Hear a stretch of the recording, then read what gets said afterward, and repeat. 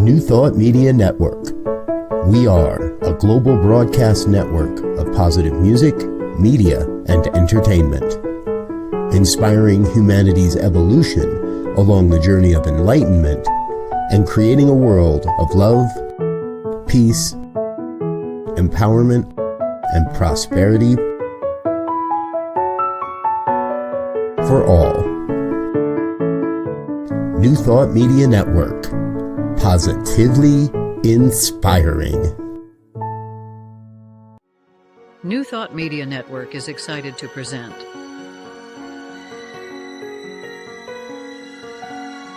Divine Science Everywhere, Fridays at 2 p.m. Mountain Time and 4 p.m. Eastern. Come explore a modern experience of divine science. With Reverend Joy Fletcher, Reverend Jeff Radcliff, and Bishop Durrell Watkins. Join us as we open our eyes to divine science everywhere we look. Fridays on New Thought Media Network. Welcome to Divine Science Everywhere. This is our 30th broadcast. 31st. 31st. Yeah. Yeah, boy, it flew by. It's the 31st. From the 30th to 31st in a moment. I'm Reverend Joy Fletcher, and I'm so happy that you could join us. Divine Science Everywhere features divine science ministers and New Thought guests as we discuss New Thought principles and practice. One of the ways that I express ministry as a hospice bereavement coordinator, so I support families after the death of their loved one. I also offer private clients grief support, end of life education, and all kinds of seminars. And with me, I'd like to introduce Reverend Jeff Radcliff. Hey, y'all. I'm Reverend Jeff, and yes, I trimmed it finally, so I don't look like Chewbacca anymore. I am happy to be one of the hosts here of Divine Science Everywhere. You can also find me later tonight, 8 p.m. Central, 8 p.m. Eastern, 7 p.m. Central, for Fireside Chat, Friday Fireside Chat with Reverend Michael Mangus. So look for me there as well. I get a little rowdy there, so forewarned is forearmed. You'll also find me on Facebook, Giotti Ministries on Facebook. God is all there is. I mean, it makes sense because that is what we teach here in Divine Science. We teach the omnipresence of spirit, and everything that is that you could ever imagine that God is contained in the omnipresence. And so that's what we teach. And so thank you for tuning in. We're happy to have you. I'm Durrell Watkins. I'm the senior minister of the Sunshine Cathedral here in Fort Lauderdale. And we do a lot of things. I'm not only the senior minister, I'm also an auxiliary bishop for the Global Justice Institute. I'm the dean of the Samaritan Institute. I am the president of Divine Science Federation for the moment, and actually for the last 5.5 years. But we rotate, so I won't be there forever. I'm not like the Pope, but I'm currently busy nevertheless. We have one of the things that I love about our ministry at Sunshine Cathedral. We have a feeding program where we feed over 1,000 people a week, and lately that has been as many as 1,800. We had 1,200 one week, and then 1,800 the next week, and then 1,100 the next week. And so I am sad that there is the need, and I'm also happy that we're able to address the need. So that's going on. We also have a house for transitional housing for LGBTQ youth 18 to 25 who just need a safe landing spot to get it together and get out there and be okay. We also have a performing arts series that has we bring in a lot of people, local talent and also world-renowned talent, because we know that the arts are innately spiritual, and whenever we are together, we are basking in the presence and glow of spirit. And so for those who just can't imagine coming and hearing a talk or doing all the church ritual business, they can come and hear a comedian or an orchestra or a drag artist or whatever, and have their spiritual and social needs met that way. So we have a lot going on. SunshineCathedral.org if you want to know more about us. DivineScienceFederation.org if you want to know more about Divine Science Federation. The Divine Science Ministers Association also has a website. Is it com or org? I think it's com. Org. Oh, it's org. See, I almost gave you wrong information. It's Divine Science Ministers Association.org. And Jeff's looking it up. It's org. It is org. See, well, Here we've got two board members from the Divine Science Ministers Association on this show right now, and we don't know what our website is. That is something else. Well, it's org. I just do it autopilot. It's org. You're right. You just hit the thing. Right. Exactly. I never type out anything. Anyway, we got a lot going on. We're good folks. You can find out all about us in all these ways. There's also Divine Science Federation Facebook page. And you can follow and like. We have a daily lesson that's on there all the time. And this show usually winds up on there as well. So there's lots of ways you can connect with us. And I hope you will. It's wonderful. Wonderful. So let's take a few moments and center ourselves. Have a centering moment. So I invite you to take a nice breath and hold it a moment and then release it.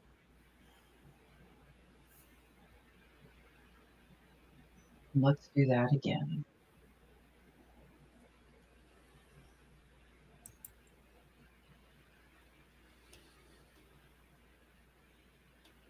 So let's become aware of this moment.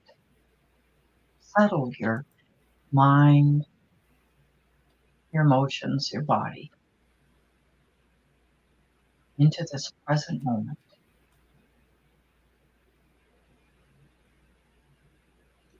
Allow yourself to feel that you are held and supported and uplifted in the presence, in the power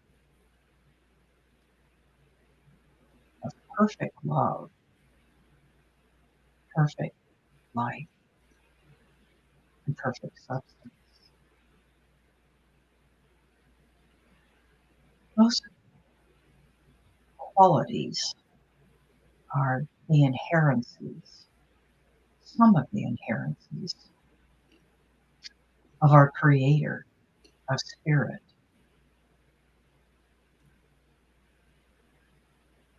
As Melinda Kramer reminds us, God is infinite, all.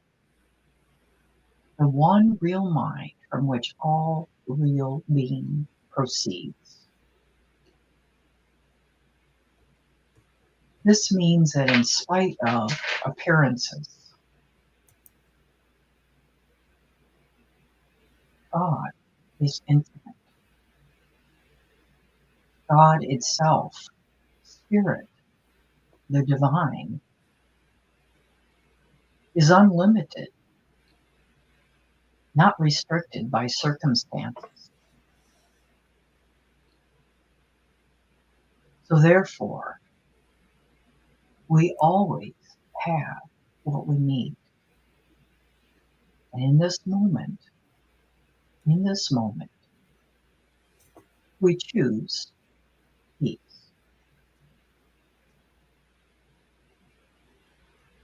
Peace in our minds, peace in our emotions, peace in our bodies. Peace. And peace is always available to us. And especially if we focus on the moment, this present,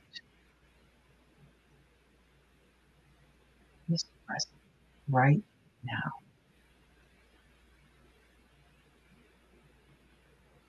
We are never separated from this except what we create in our own minds, in our own reactive emotions. But in reality, this peace is present right now, right now. We are the beloved expression of this one presence and one power. We are inseparable from this one presence, one power.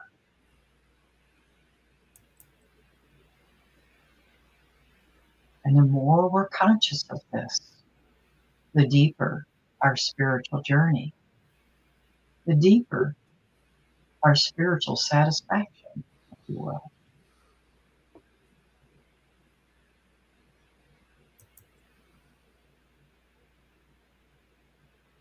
So in this moment,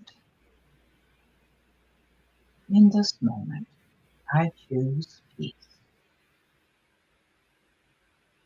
And I choose gratitude because I know that peace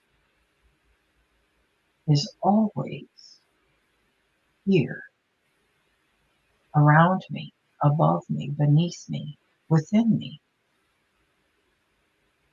And this peace is also present above, below, in front and back, under and within all other beings. Let us gently train ourselves, be conditioned to recognize this through our interactions with not only ourselves,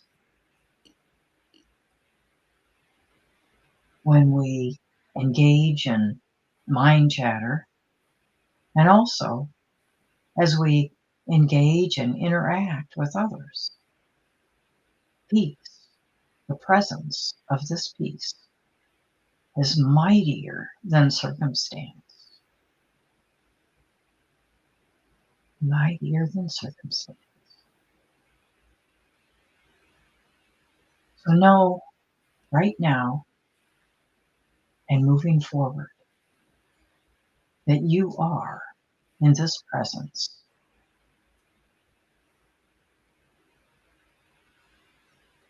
It is in you, it operates through you, and it operates as you.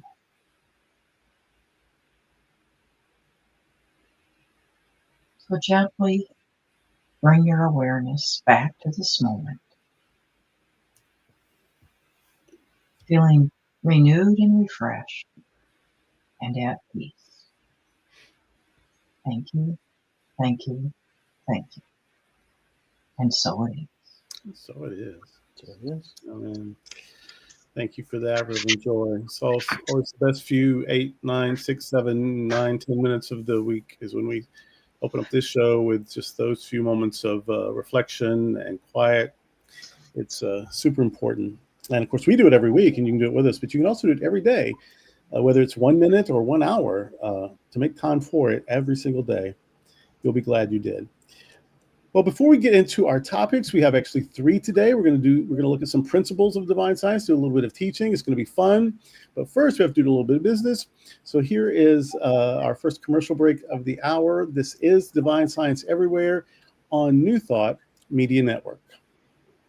Please help us say thank you to our organizational sponsors, including the Hefferland Foundation, Affiliated New Thought Network, International New Thought Alliance, Science of Mind Archives and Library Foundation, Center for Spiritual Living Denver, Center for Spiritual Living Midtown, New Thought Philadelphia, Planned Happiness Institute, Summit Center for Spiritual Living, One Heart Retreats, Center for Spiritual Living on the Lake, Unity Kitchener, Unity Spiritual Center, Ottawa, Om Center for Spiritual Living, Satya Center, Begin Within Ministries, Center for Spiritual Living, North Jersey, Unity of Savannah, and the Center for Spiritual Living, Seattle,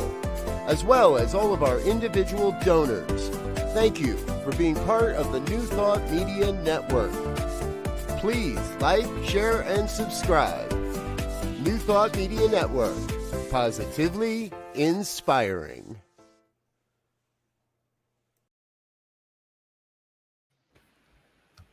And we're back.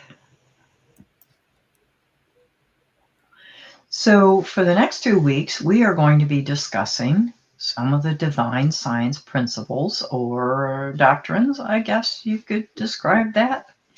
And the first principle is God as creator, infinite mind, and source. So in divine science, we begin with the foundational truth that there is only one presence and one power. And that's good. That power is, and presence is absolute good. We do not believe in opposing forces or the devil, if you will, and I'm sure we'll expand more on that later. And we don't believe that God or being or source is some distant ruler up in the sky. Not a personality that we have to appease by sacrifice, and this personality has favorites or is moody. Instead, it's steady, it's constant. It is the intelligent, creative life of the universe, and it expresses itself in all creation, and that means us as well. So in the book Mysteries by Nona L. Brooks, kind of summarize some of Nona's thoughts. Men have long believed that they could not know God, and that what the eyes of the senses could not behold was an insolvable mystery. In other words, I've heard in other traditions is, well, ours is not to question. We can't know what God, is, and why did some of us as human beings may say, well, why did this happen? I'm trying to understand, or I'm hurting. And sometimes that platitude is expressed. Well, we don't believe that in divine science. We don't. We don't believe that God is some mighty ruler. Instead, we are at one with this creator. We are the creation, and also we are the co-creator of our own lives.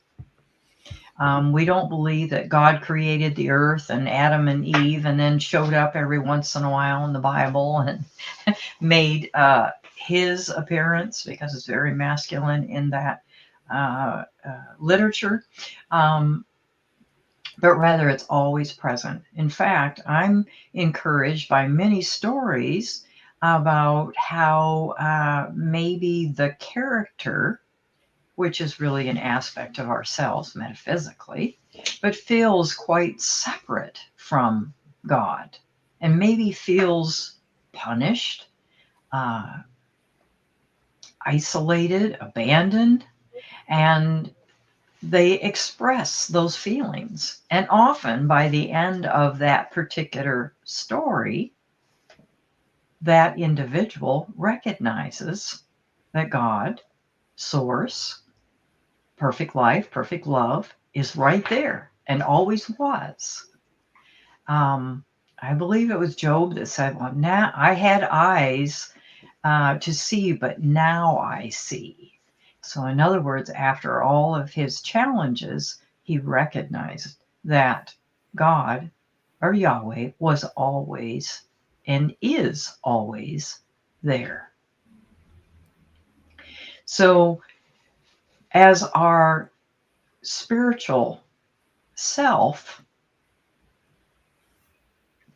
deepens, becomes more aware of our source, of God or mind or life or love, we see things differently. We don't feel that we are separate from our source. We don't try to appease this invisible, far away, distant being, but rather we recognize this.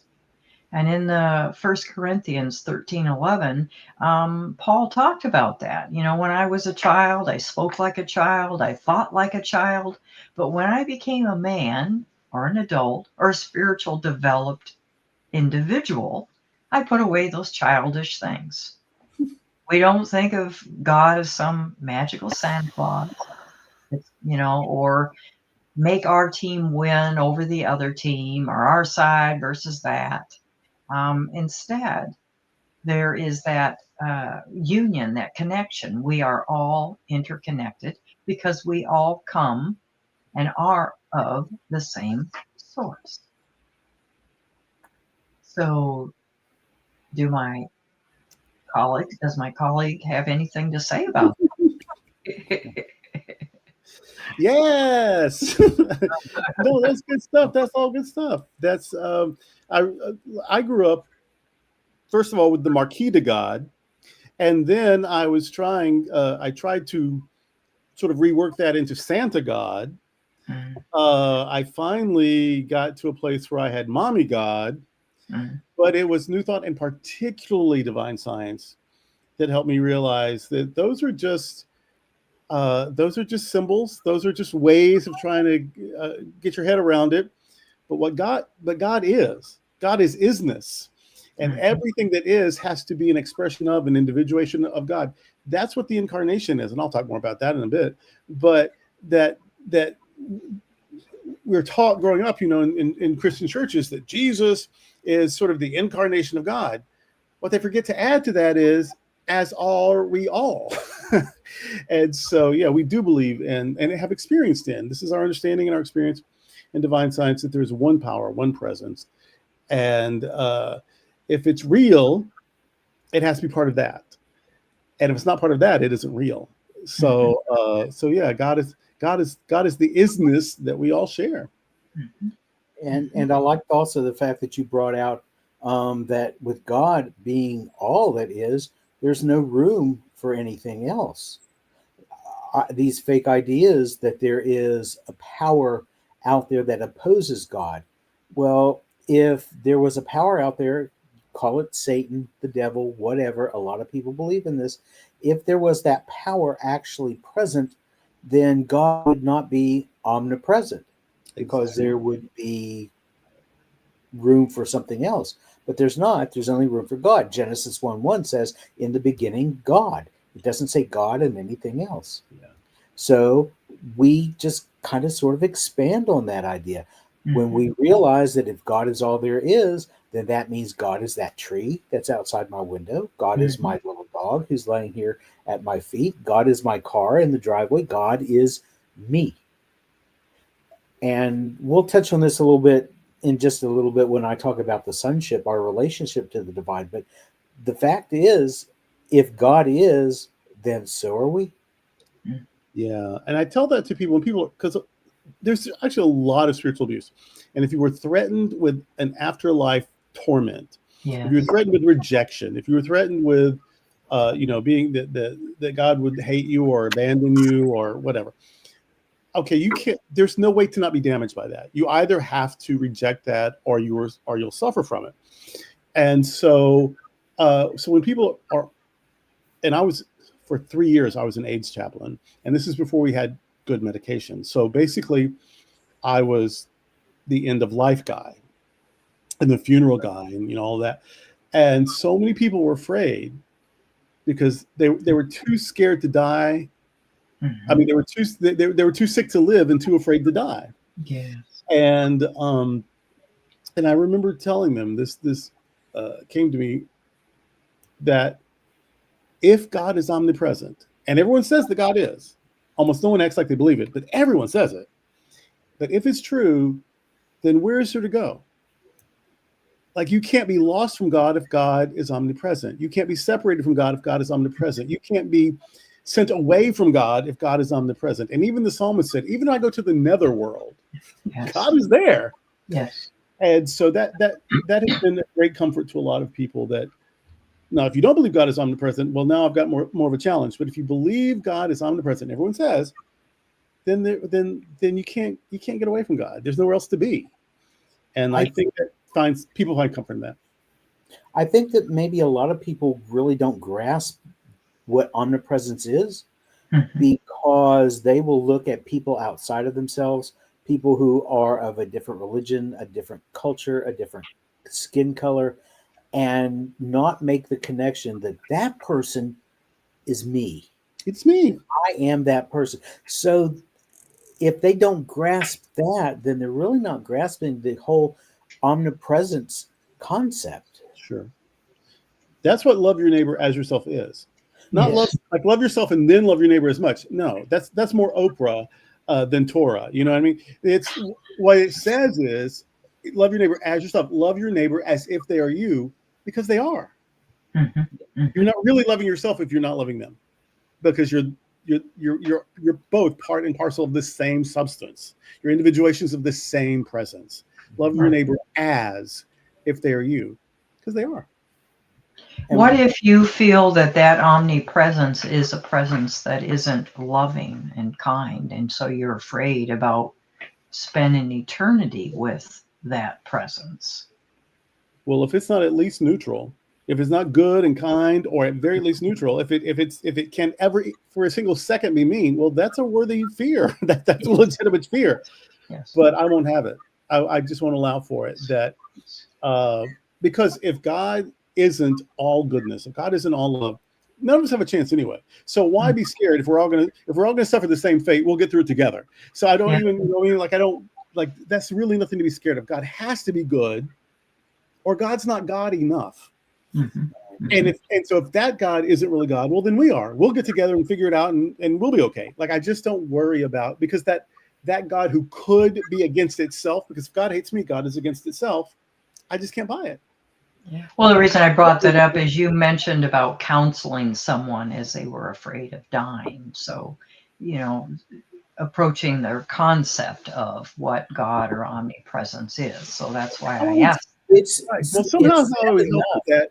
Sometimes how I would help with people with that is because, like, this one guy, he was like 27 from a fundamentalist tradition, and his mother called me to come visit him because her pastor would not. And Church of Christ, I think it was. And so I went, and he just said, like, he was just hanging on. He shouldn't have even been alive, but he was so afraid of what was next. Meanwhile, he'd been through a living hell, but he was so afraid of what was next. And I said to him, "Do you know why I'm here?" I said, "Your mother found me. She didn't know me. She found me so I would come visit you. When your pastor wouldn't, and when other people wouldn't, when family wouldn't, she wouldn't give up till she found someone who would. That's because she loves you. She doesn't want you to be alone. She doesn't want you to be afraid. She did everything she could till she found someone she never even met to come be here with you this moment. That's how much your mother loves you." And I said, do you believe your mother loves you?" "Oh, yeah, obviously." I said, "Well, the prophet Isaiah said in Isaiah 66, like a mother cares for her child, so will I care for you." God, to be God, has to love you as much as your mother does. That's beautiful. Thank you. He died that night. He was able to let go. Beautiful. And how sad it is that we see people, and each of us, before we came to grasp these concepts a little better, I'm sure we're the same way, separated ourselves from each other. We othered them, in other words. But how sad to grow up with this idea that if you don't measure up to the standard that your divinity has set for you, that he's going to, or she, or it, however you want to pronounce it. Mean one is always he. To other you. God would never other you. Exactly. You are not going to hell when you die, no matter what, because God is not going to other you. Right. And if there is the hell, it's part of God, so how bad could it be? You know what I mean? Yeah, exactly. But this is such a perfect segue. I was about to say, since you've got the floor anyway, Jeff, go into your bit now. Yeah, because we feel distant from God. It's like the old saying: if you feel that God has moved away from you, well, guess what? Who moved? It wasn't God; it was you. It's our concept that we're putting forth in our mind, and if we feel distant from God, it's only because we are failing to recognize our source, because that source can't be separated from itself. So when we forget to be loyal to the truth of our divine nature, we perceive separation, and it is never real. And what's really cool is a couple of scriptures that are attributed to the master teacher Jesus, who said, "As many as received him, to them gave he power to be the sons of God." And what the best part of it is, John records Jesus as saying a quote from the Psalms: "You are gods, and all of you are children of the Most High." Mm-hmm. Now, that comes from the 10th chapter of John. The 14th chapter of John is really telling, because Jesus is talking to his disciples, and he says, "Well, if you've known me, you also know the Father. And from now on, from this day forward, when you see me, you see God." And Philip is really cool. He goes, "Well, show us the Father, and that'll be enough for us." And Jesus said, "Well, if you don't know me after all this time, what can I show you? What can I tell you? All you have to do is remember that I am in God, and I am in you, and you are in me," which goes full circle around to saying all of us are part and parcel of the great I am, the great omniscience, the omnipresence, the omnipotence that we call spirit, that we call God. Yeah. So I love that. I'm with you. I'm in you. You're with me. We're all in each other. Blah, blah. I love that. Which shows you God's not the dancer. God's the dance. yes, yes. And he goes on to say, "On the day that you know that I'm in my Father, and you're in me, and I'm in you, you got it." Now, and Paul talks about in the book of Philippians, in the second chapter of Philippians, he talks about Jesus. When he says, "Let the same mind that was in Jesus be in you." And what is he's not talking about the mind as most people perceive mind. He's talking about the consciousness. Not the ego. So let the consciousness of Jesus be the same as in you, because Jesus, who was in the form of God, thought it was not robbery to be equal with God. He wasn't taking anything away from God. He realized that I and my Father are one. And when you're one, you're on equal footing. And it's that consciousness. And I grew up in United Methodist churches. I grew up in Baptist churches. And I also came up in separate different Pentecostal expressions. Every one of them said the same thing. They said Jesus was holy man and holy God. Holy, with the W. Yeah. And what does that mean? Because that makes it sound like that's not us. Well, Jesus was man. Okay, if there was such a person as Jesus, and metaphysically, Neville Goddard says all of us are expressions of each character in the Bible. So that means if Jesus was also a natural person, a real historical person, he was born, he probably grew up and sassed his mama from time to time. He went to the bathroom, he went to work, he played with his friends, he did all kinds of cool stuff, just like the rest of us. And in adolescence, he played with himself. I'm sure. And then he came into the knowledge that he was, oh, you know what? I am also one with the all that is. The only difference between Jesus and us is that we have not gotten that complete acceptance of our own inner divinity. So when we come to that conclusion, when we finally get it, that we are that and it is us and there's no separation, then we've got that mind, that consciousness that we are equal with God, and it doesn't take anything away from God. It does not elevate us above God. It does not lower God in us. We're on equal footing. And when we forget that, we just choose to start again, to Yes. remember our identity. And I have a quote from Emma Curtis Hopkins, and it said, "You are the child of the infinite. Anything less is a mistaken identity." Mm-hmm. So when we forget that at our source, at one-ment, or the scripture that you quoted, Jeff, sometimes I see it as Christ Jesus instead of Jesus Christ. Mm-hmm. And I Yes. like that a lot. Mm-hmm. And it is our a challenge while we're here in the physical form to remember that, to remind ourselves over and over. And we forget. We allow appearances, circumstances, bad moods, whatever, to interfere with our awareness of the light, that we are light and other people are light. Yeah. And I like the story in the scripture about Jesus getting angry and, emptying out the temple.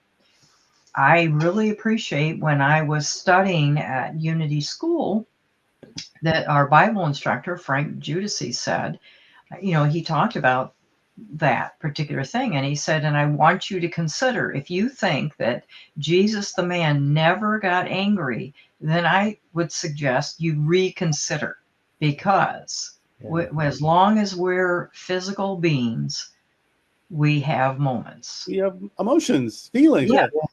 Jesus called his best friend Satan. It's Peter that he said, "Get away from me, Satan." That was he called his best friend Satan. That was not his happiest, chillest moment, right? Right. Yeah, the temple story, as we say here in the South, Jesus threw a big old hissy fit. He threw a big old hissy fit. Now, and here's fell in it. Yes, threw a fit and fell in it. There you go. And like you said, Joy, when we forget that we share that consciousness and that we are that, we can start over again. People say that Earth is a school where we learn lessons. And yeah, the lessons are here and it helps if we learn them. But I think the principal reason we're here is to express our divinity, to express God the way that we would do it, because we don't do it the way anybody else would do it. Okay? So when we forget that, we can look at the lessons. We can look at life as a big Montessori school. We get do-overs. God gives us as many do-overs as it takes for us to get it. So yeah. I want to, before I get into my little bit about Christ consciousness, I want to share this little sort of timeline in the Bible about this Son of God situation. We first see in the Gospels. Now, Paul is writing before the Gospels, but Paul's making it up, whatever. He never met Jesus. But in the Gospels, although those writers never met him either, this is decades and decades after the fact, but whatever. In the Gospels, in the order of their chronology as they're written, the first one written is Mark. And this is about the year 70, right in the wake of the destruction of Jerusalem and the temple. Jesus is Mark. Mark's Jesus doesn't have a little birth narrative, doesn't have a little miracle birth story, whatever. It starts with Jesus being baptized and then going into the desert and starting his ministry.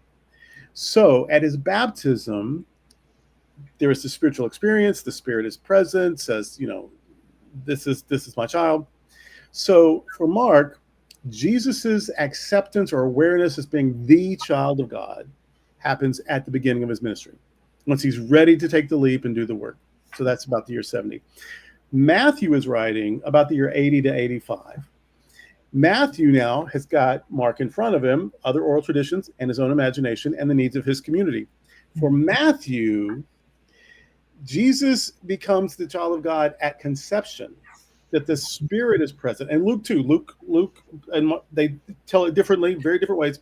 Luke is decades after Matthew, but they both have Jesus being chosen by God at conception. And I have some sociological reasons for that. It has nothing to do with breaking the laws of biology. But anyway, that from birth or conception, Jesus is God's child. But then John writing about 96, after Matthew, probably a little before Luke. That's a new idea in the last 40 years or whatever. But anyway, John, who is not looking at Mark, the other two did have Mark in front of them. John just goes on his own way. John says, in the beginning.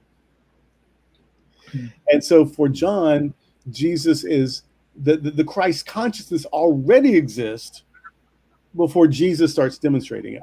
So as we go on, we see, I'm the child of God when I start my ministry. I'm the child of God in my mother's womb. I'm the child of God before even I was a gleam in anybody's eye. So as you see the thought develop, you see that they're all clear about being the child of God, but when it happens, keeps getting backed up. So that evolution can continue and should do, just like it is in the Gospels. And I think that evolution has come to where we now realize that is not only Jesus' story, it's ours. It is. Look at us being all time and whatnot. I've got about 8 or 9 minutes. I may not need it, but that's okay, because between the three of us, we'll probably eat it up anyway. So my number 3 topic, principle, doctrine, as it were, is from self to Christ consciousness. And this is easy, actually, because this is exactly what we've said in number 1 and number 2. It's just, putting a finer point on it, I guess. When you think you are a self, that's ego. That's, I think I'm separate from everything else. The world is big and I'm small. It's out there and I'm over here. And that's your sense of self. I'm separate. I'm my own thing. I'm on my own. And that's where a lot of our fears come from. Mm-hmm. But then eventually you go from believing that you are a little self way apart from ultimate reality to being you're part of it. You grow into that. Okay, I am a child of God, or I am a follower of God, or I am adopted by God, or somehow, some kind of way I'm closer to God than I used to think I was. And maybe we have rituals to reinforce that. If I'm Pentecostal, maybe I'm spirit-filled, and that reminds me that, I'm in connection with God. Or if I'm Catholic, I have the Eucharist. And for me, Jesus is divine, and Jesus becomes the bread, and I take the bread. Now that divinity is in me. It's a 14-step process, but it's still I get there, that God is in me, and I'm part of that situation. If I'm Quaker, I have the inward light. So all of these different ways that they remind us what is a universal truth. Okay, whatever God is, I'm part of it. I must be God's child. I'm God's creation. I'm not just a little thing all by my own. God is aware of me and cares about me. But then eventually you grow from that to, I'm not a self separate, and I'm not a self acknowledged and loved. Right. I'm the self, the big S self that manifests and individuates as every single thing. And that's the Christ consciousness. When you can say the divine and I are one, because there's only one thing to be. And that one thing demonstrates, manifests, expresses, individuates as everything. And that's a process, especially if we're taught something very different. If we're not taught that, I think one of the reasons Jesus got there more quickly than most of us is because he didn't have Christianity to tell him anything different. He didn't have somebody saying somebody else is the one, so don't worry about it, it's him. He didn't have that to have to overcome. The Jewish Jesus knew the God that is I am that I am. He knew the God that was the ground of being, the God that you couldn't have any images of. The reason you had to exchange your money before you gave it to the temple is because money had Caesar's face on it, and you couldn't have images in the temple. Even still, you go in, there's a candle, there's the Torah in a cupboard, but you don't see crosses and stuff. There's no images in Jewish worship spaces. And so Jesus grew up with, there isn't any image of God. Well, you can't have a single image of the I am, of isness, of the ground of being, of the all that is. And so I think he got there easier because he didn't have that extra sort of idolatry, actually, really, getting in his way. And so Jesus does understand, there's something, I must be part of it. And now my job is to help other people understand they're part of it. And that's their salvation. That's their liberation. That's their healing. And if we all think we're part of one another, and we're part of the one good thing and the one thing and the life, and it's all love, that takes care of war. That takes care of poverty. That takes care of oppression. That takes care of orphans. Because if that over there is also God, I'm going to treat it like God. And I would never let God be homeless. I would never let God be hungry. I would never let God be alone. I would never let God be abused because of how God looks like or how God talks. And so if we really believe that God is all there is, and if God is omnipresent, then God is all there is. If there's anything other than God, that is apart from the presence. So if God is all there is, whatever you see has to be part of that, part and parcel, as Emerson said, of God. So if we're all God, if it's all God and God is good and God is love, that's the answer. And Jesus figured that out and he shared that. That's the Christ consciousness. I and the divine are one. It's because we're the same, because there's only one thing to be. And those of us who wake up to that are the enlightened or the saved or the elect or whatever. But it doesn't mean we're special. We're just the ones who realize what we all are before some of the others did. And I believe that is the Christ consciousness or the Christ principle or the Buddha nature or the inward light or the God within, or call it what you want to call it. But it's the aware. Consciousness means awareness. It is the awareness that God life is life. And everything that seems to be alive is an expression of that life. And that's the very definition of being a mystic, is coming to the realization and the knowledge of that light that is within you is the light everywhere. And, he must increase, but I must decrease. So talking about the shift from our ego to the recognition of our inherent spirit, our soul. Right. That's not degrading. That's actually uplifting. I have this sense, this created, this socialized, this made up I. I've got to let go of some of that so that I can experience the greater isness, the greater I, the greater self that is the only true self. So yeah, that's not people I think often hear that as, oh, I've got to be less of me, and I'm scared of that. I don't want to be less of me. No, being self-actualized or having self-awareness or self-realization, that's becoming more of your true self. That's right. That's right. That's right. Nona Brooks said, Christ consciousness is the awakening to our unity with God. Exactly. And Fanny Brooks James said, I believe with all my heart in one power, and that one good. If there's just one, there's one power, which is life. If there's one power, which is energy. If there's one power, which is presence. If there's one power, which is reality, I believe in one and it all good. Well, unless I am just somebody's dream, and I can't prove that or not, but if I really am alive and aware and conscious and real, then I must be part of the only reality. And that's God. And you are when you're in the invisible too. Right. When you're in the other realm, Right. Oh yeah. It never ceases to exist. Yeah. Exactly. Just changes form. The real me, I mean, the mask I wear looks different than it did 10 years ago, 20 years ago, 30 years ago, 40 years ago. In fact, 50 years ago, this wasn't even as tall as this is. It certainly wasn't as heavy as this is. Like, so this physical bit is always changing, and one day will change into biodegradable stuff. But what animates this, that's what's forever. And and it's part of what is always forever, which is ultimate reality, universal spirit, infinite consciousness, pure consciousness, the ground of being. So yeah, I'm a stalk of corn in the ground, coming up from the ground, and that stalk will eventually wither, but it goes back into the ground, which never goes away, and then it comes back up as another stalk. Like I am the thing that I'm showing up as. The mask is not forever, but the life behind it is.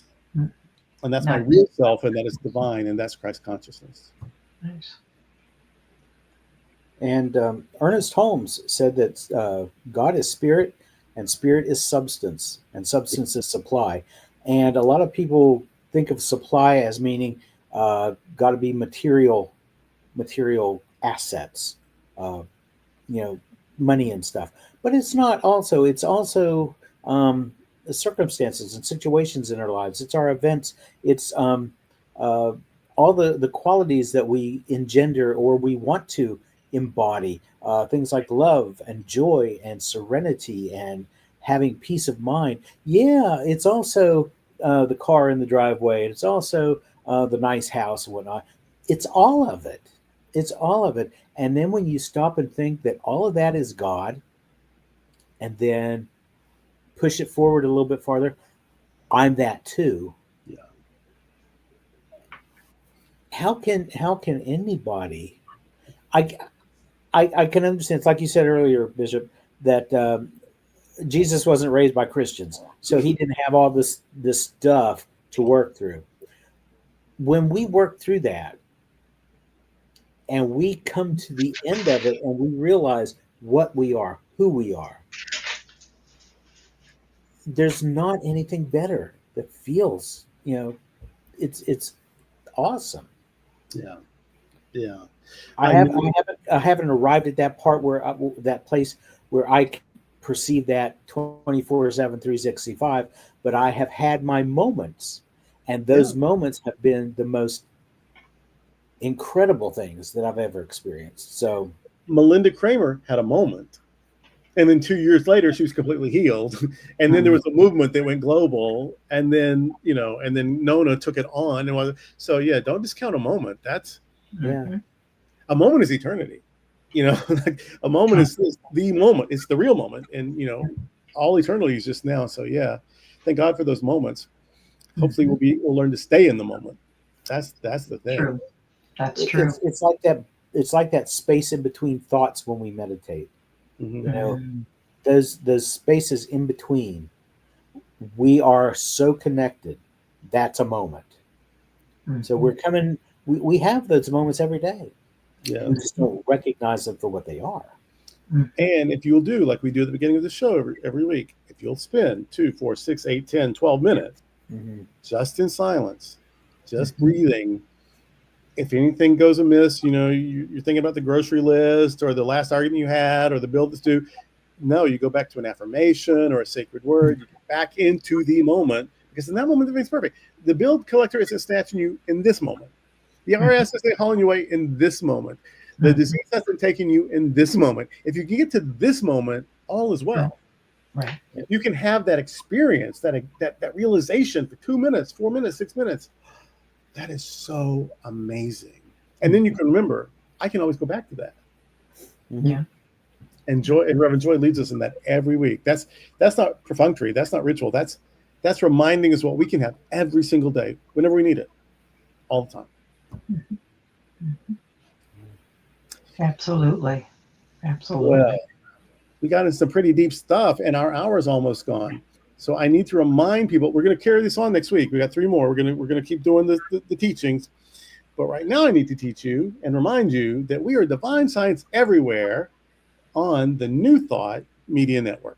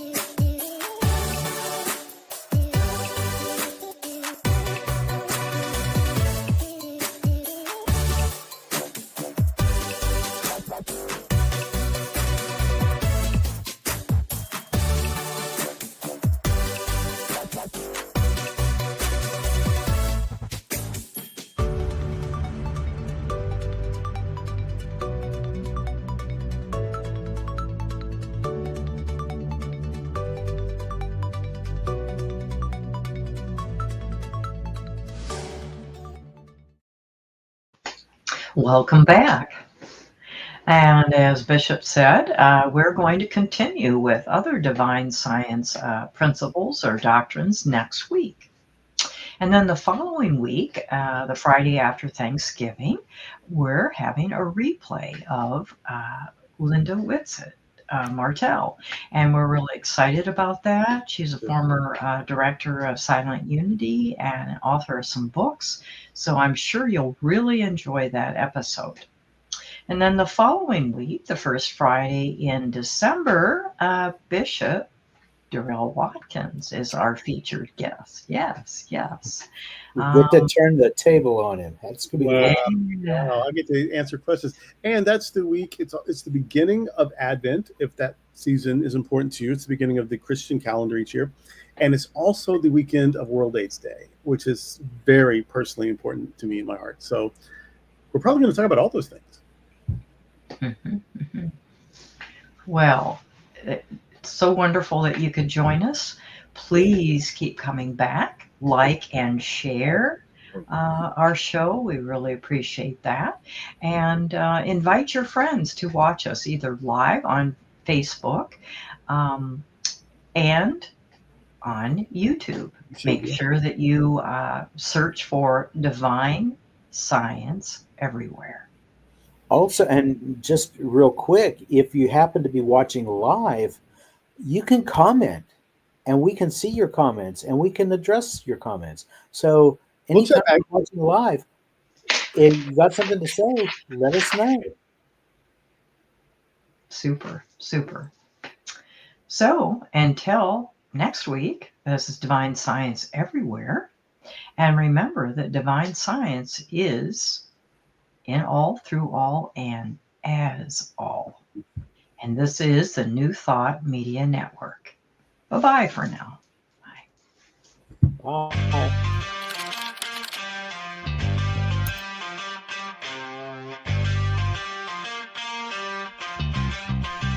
New Thought Media Network.